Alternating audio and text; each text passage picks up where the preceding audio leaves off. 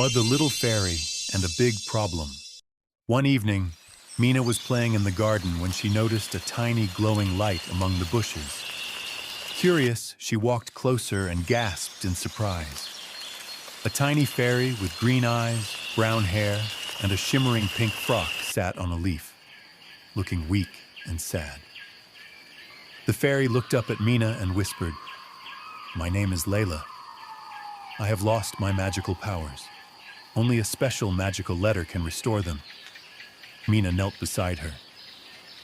"Where can I find this magical letter?" she asked. Layla pointed toward the dark forest in the distance. "It is hidden under the tallest tree, but a great owl named Zorak guards it. He will only let you pass if you answer his question correctly."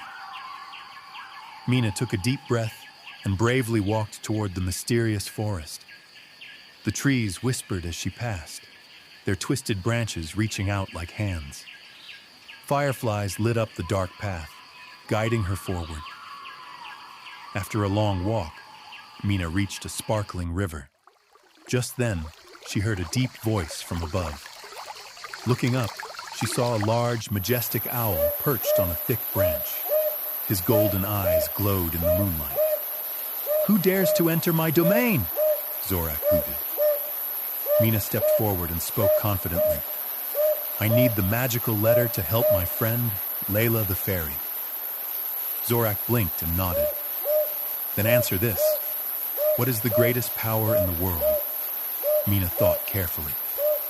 Then she smiled and said, "Love and kindness."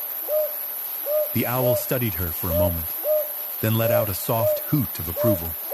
He spread his wings and moved aside, revealing a glowing golden letter L on the ground.